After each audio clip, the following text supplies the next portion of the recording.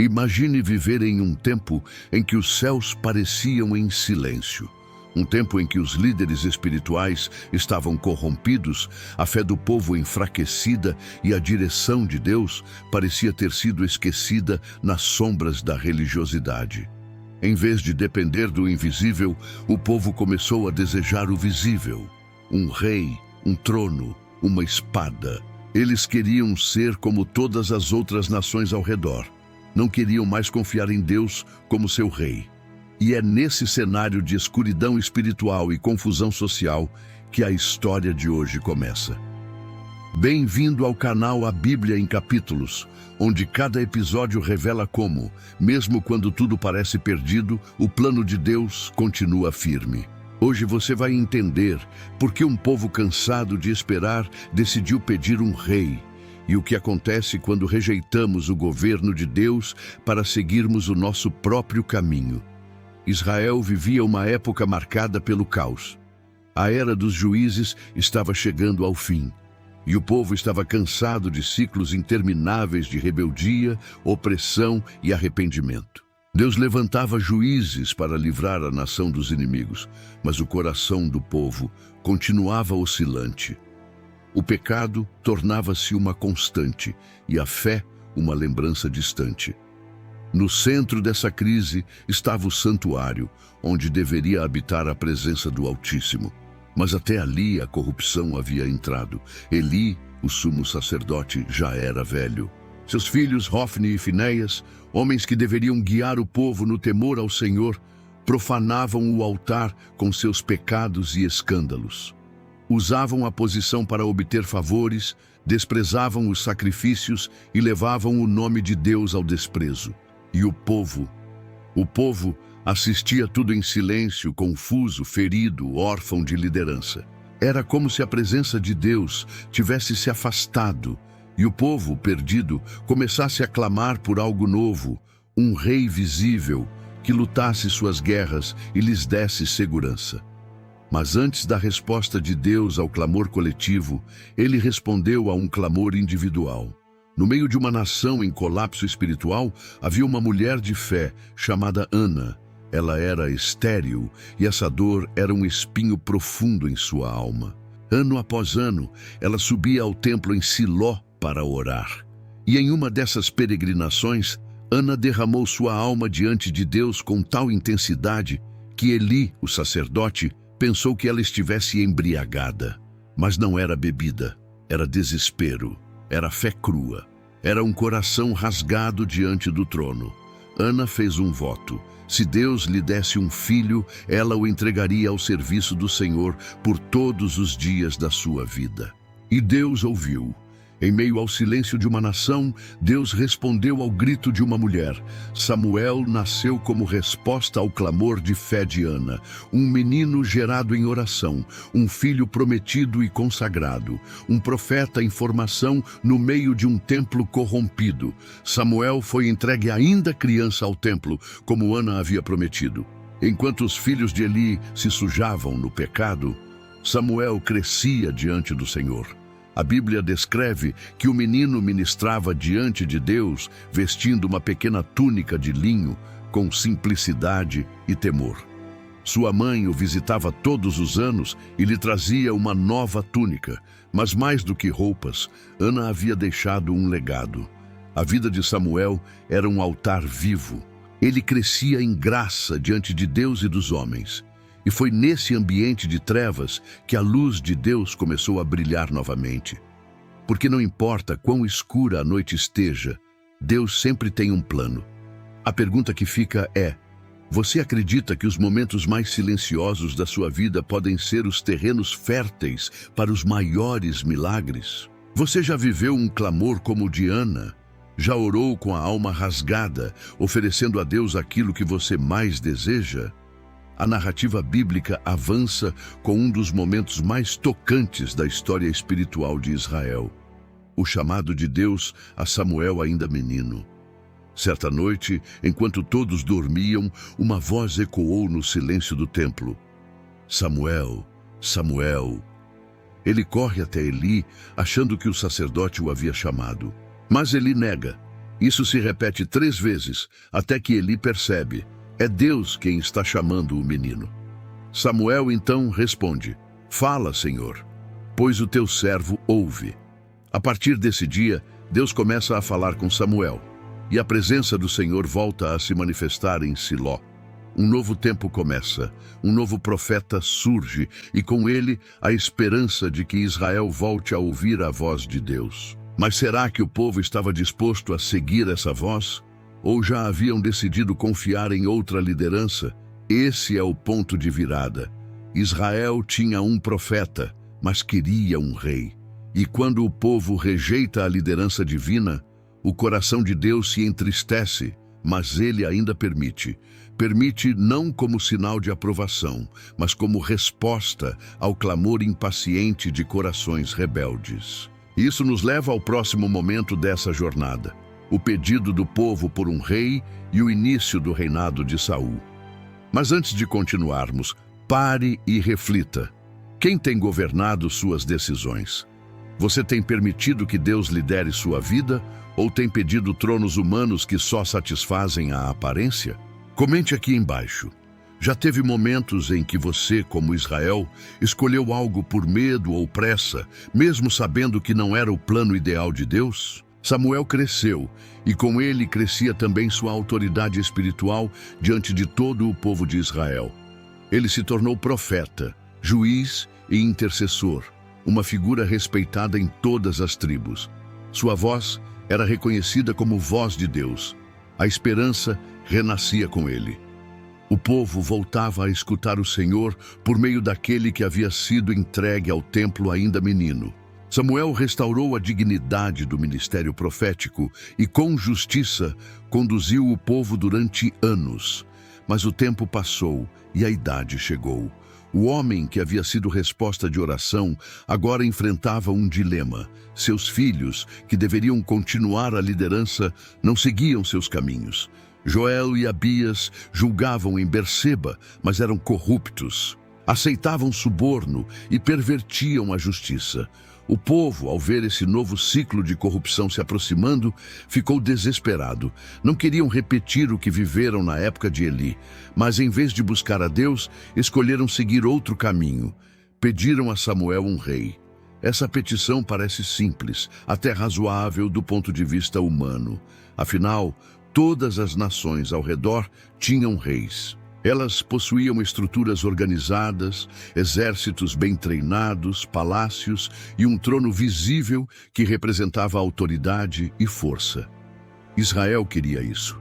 Queria estabilidade, controle, aparência. Eles não queriam mais depender de juízes levantados por Deus, de milagres invisíveis, de promessas que exigiam fé. Eles queriam ser como os outros povos. A rejeição era evidente. Quando Samuel escutou o pedido, ficou profundamente abatido. O homem que tanto havia intercedido pelo povo, agora via seu coração sendo rejeitado. Mas Deus, com palavras que cortam a alma, disse: não é a ti que rejeitaram, Samuel, é a mim que rejeitaram, para que eu não reine sobre eles. Essa frase é um marco. Ela revela o verdadeiro centro da questão. Não era apenas sobre liderança, era sobre confiança, era sobre quem realmente governava o coração de Israel. Mesmo assim, Deus permitiu, mas não sem antes alertá-los. Samuel, sob orientação divina, reúne o povo e descreve em detalhes o que significaria ter um rei humano. Ele tomaria seus filhos para a guerra, suas filhas para o serviço, seus campos e vinhas para seus oficiais. O rei os sujeitaria, e no dia em que clamassem contra ele, o Senhor não os ouviria. Era uma escolha com consequências, uma semente plantada fora do tempo. Mas mesmo diante de todas essas advertências, o povo respondeu com firmeza: não, queremos um rei sobre nós. E aqui, mais uma vez, vemos a natureza humana gritando mais alto que a direção divina. Quantas vezes fazemos o mesmo? Quantas vezes pedimos com insistência algo que Deus tenta nos mostrar que não é o melhor? Quantas vezes nossa impaciência nos leva a desejar bênçãos fora de hora, que mais tarde se tornam fardos? Samuel, então, aceita a vontade do povo, mas continua intercedendo. E Deus aponta um homem, Saul, filho de Quis, da tribo de Benjamim. Um homem de aparência imponente, alto, forte, bonito, exatamente o tipo de rei que agradaria os olhos do povo. Saul não estava procurando um trono, ele havia saído à procura de jumentas perdidas de seu pai, mas Deus o encontrou no caminho. E esse é um detalhe que não pode ser ignorado. Mesmo em meio à rebeldia do povo, Deus ainda dirige a história. Saul encontra Samuel, e o profeta o recebe com honra. Um banquete é preparado e Saul é tratado como o futuro rei. Em segredo, Samuel o unge com óleo e declara que ele será o líder de Israel. E naquele momento, mesmo com um povo que havia rejeitado o governo de Deus, o Senhor continua conduzindo cada passo, mostrando que sua soberania não é anulada pelas escolhas humanas. O tempo da monarquia havia começado. Mas ele não começou em festa, começou em tristeza, em silêncio, em alerta. Samuel reúne o povo em Mispa para oficializar publicamente a escolha do rei. Quando Saul é revelado, há surpresa, mas também dúvida. Alguns o rejeitam, outros o exaltam. A tensão é visível, mas, apesar de tudo, o processo é confirmado. Saul se torna o primeiro rei de Israel, e é aqui que a narrativa nos faz uma pergunta desconfortável. Será que nossas orações têm sido motivadas pelo medo ou pela fé? O povo não pediu um rei porque confiava em Deus, pediu porque tinha medo de repetir os erros do passado. Em vez de confiar no Senhor para levantar novos juízes, desejaram uma estrutura humana. Quantas vezes também queremos controlar o que Deus deseja que vivamos pela fé? Já orou pedindo algo com tanta força que, mesmo sabendo que não era o ideal de Deus, insistiu até receber? Enquanto Saul começa a tomar forma como rei, Samuel se retira. Mas antes disso, ele faz um discurso público. Nele, relembra tudo o que Deus havia feito por Israel desde o Egito até aquele momento. Recorda como o Senhor sempre os livrou, mesmo quando eles se esqueciam dele. Samuel declara: agora aqui está o rei que vocês pediram, mas se vocês temerem ao Senhor e o servirem de todo o coração, tudo irá bem. Porém, se rebelarem, a mão do Senhor será contra vocês. E então, para confirmar que a escolha deles era precipitada, Samuel clama a Deus, e uma forte tempestade cai do céu em pleno tempo da colheita. O povo se assusta, o medo os consome. Eles percebem que erraram, mas já era tarde. O rei estava escolhido. A monarquia havia começado, e com ela uma nova fase para Israel, marcada por altos e baixos, glórias e quedas, obediência e orgulho. O trono estava estabelecido. O povo, enfim, tinha o que tanto desejara: um rei. Saul, o homem escolhido para liderar Israel, começava seu reinado com promessas de vitória e estrutura. Era alto, imponente, forte, atributos que impressionavam os olhos. Era exatamente aquilo que o povo queria ver. Mas o coração de um líder não se revela apenas em sua aparência, ele é desnudado ao longo do caminho, nas escolhas silenciosas e nos testes que ninguém vê. No início, Saul parecia ser a resposta. Uniu o povo, venceu batalhas, organizou o exército. Houve vitórias contra os amonitas e seu nome começou a ganhar respeito. O povo o aplaudia. A monarquia estava funcionando, pelo menos aparentemente, mas algo ainda pairava no ar. A tensão entre o plano de Deus e a vontade do povo. E essa tensão começaria a se revelar em detalhes cada vez mais profundos. Logo nos primeiros desafios de seu reinado, Saul enfrentou uma prova que colocaria em xeque sua fidelidade. Em um momento de guerra contra os filisteus, Samuel havia ordenado que Saul esperasse 7 dias para oferecer o sacrifício.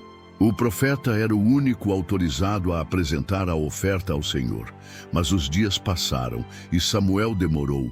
O exército de Saul começou a se dispersar, o medo crescia e a pressão aumentava. Movido pela ansiedade, Saul decidiu agir por conta própria. Ele ofereceu o sacrifício no lugar de Samuel. Quando terminou, o profeta chegou. A cena é dramática. Samuel pergunta: "O que fizeste?" E Saul, com justificativas humanas, tenta explicar seu erro. Mas Samuel, com o peso da autoridade profética, responde com palavras cortantes: "Agiste como tolo, não obedeceste ao mandamento do Senhor, por isso teu reino não subsistirá." Aqui vemos o primeiro grande rachado no coração de Saul.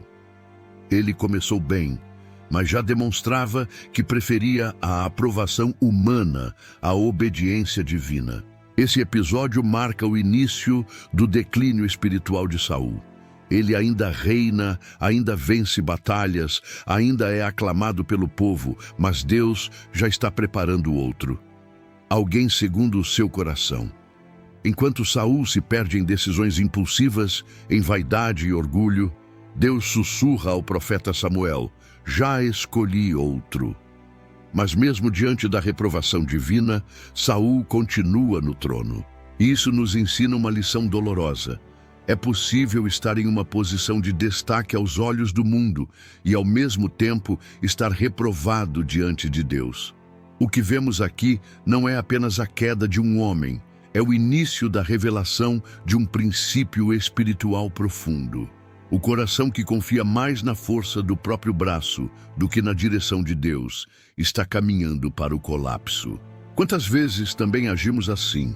Quantas vezes tomamos decisões motivadas pelo medo, pela pressa, pela pressão dos outros, e não pela voz de Deus?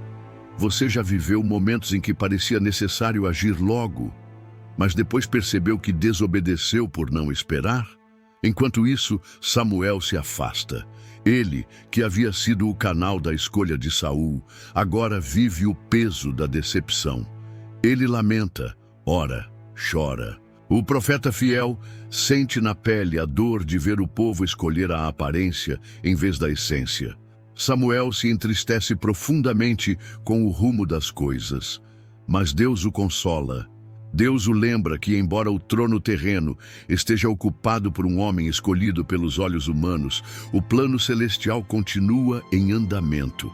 Ainda há uma promessa, ainda há uma linhagem sendo preparada, ainda há esperança. O nome de Davi ainda não foi revelado, mas os bastidores da história já estão sendo movimentados. Deus nunca é pego de surpresa. Ele permite, mas nunca perde o controle. E mesmo diante da rebelião do povo, ele já trabalha silenciosamente na próxima fase da redenção.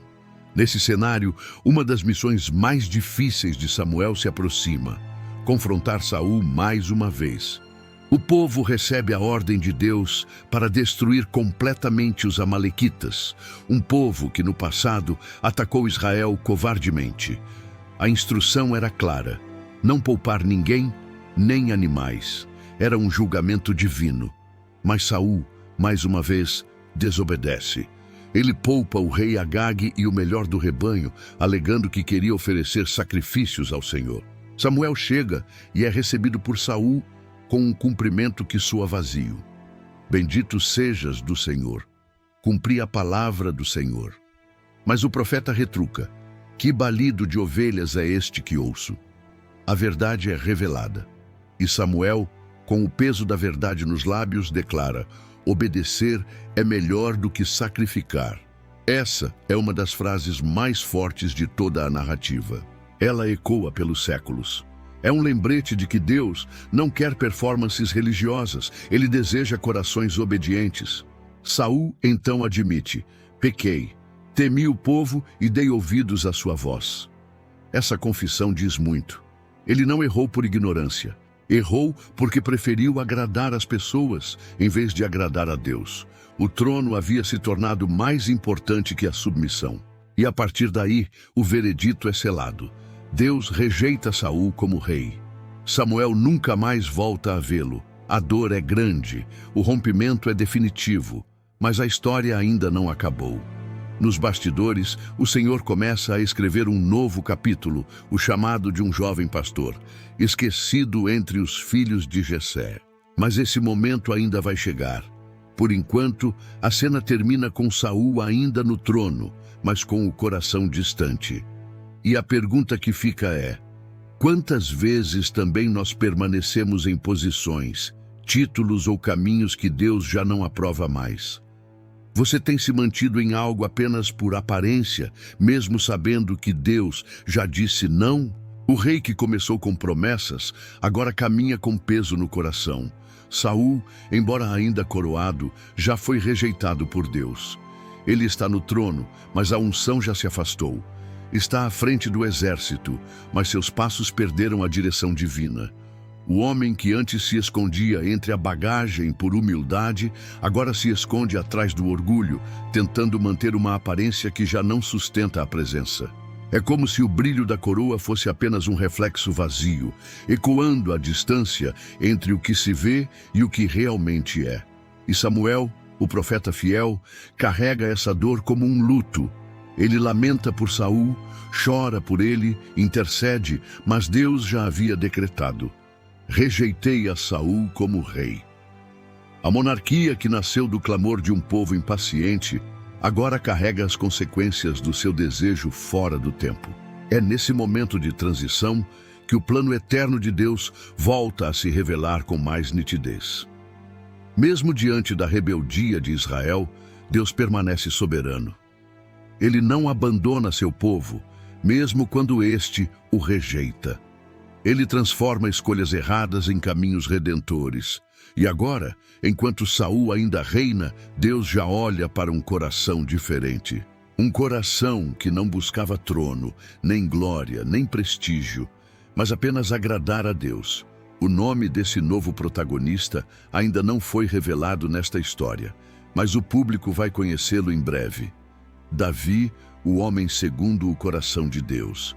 Mas por ora, o cenário ainda é de silêncio, expectativa e preparação.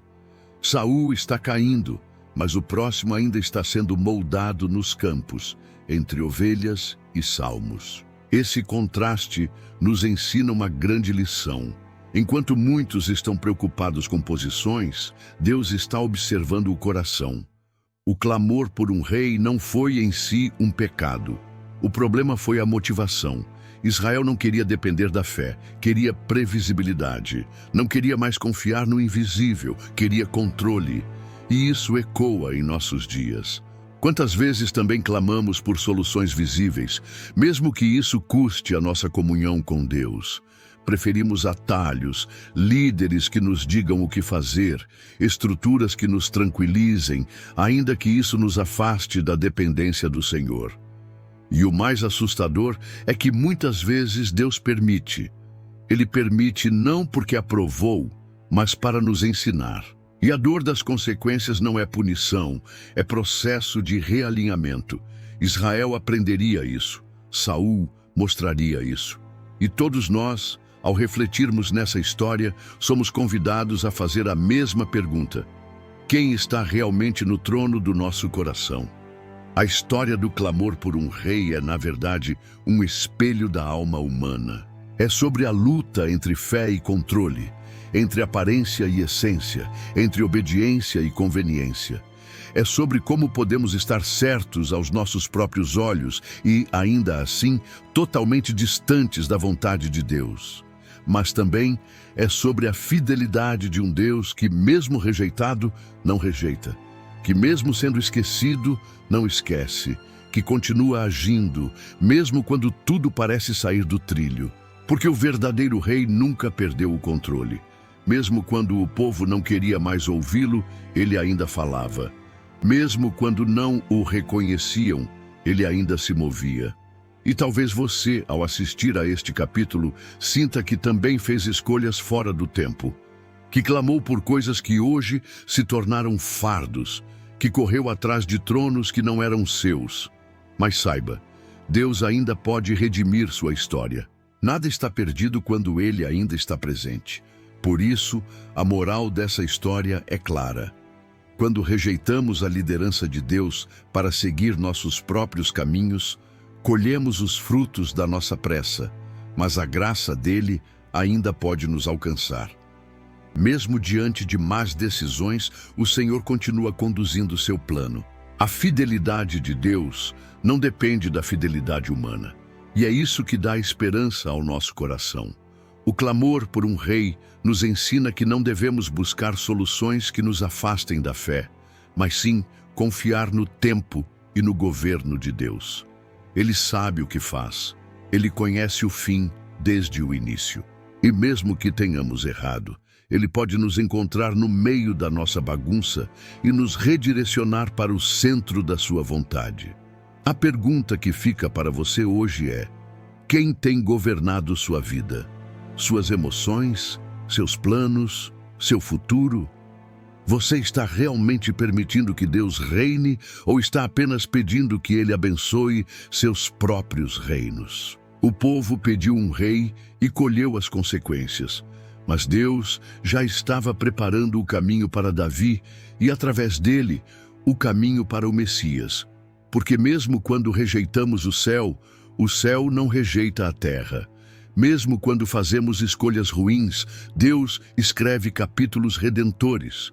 A história de Israel nos ensina que o coração do homem pode ser falho, mas o plano de Deus é perfeito, que nossas decisões podem nos afastar, mas o arrependimento pode nos trazer de volta. E que, acima de tudo, Deus continua sendo o Rei dos Reis, mesmo quando escolhemos substitutos. No próximo episódio, você vai conhecer a fundo o reinado de Saul, o homem escolhido pelo povo, ungido por Deus e respeitado por Samuel. Alto, forte, carismático, parecia o rei perfeito. Mas com o tempo, o orgulho substituiu a humildade e a desobediência apagou a presença. Prepare-se para ver como os pequenos desvios levaram Saul à ruína. E por que Deus se arrependeu de tê-lo colocado como rei? Você está pronto para ver quando o trono começa a tremer? Obrigado por assistir esse vídeo. Pedimos que se inscreva em nosso canal e curta esse vídeo. Ative também o sininho das notificações para ser avisado sobre nossas postagens. Até o próximo vídeo.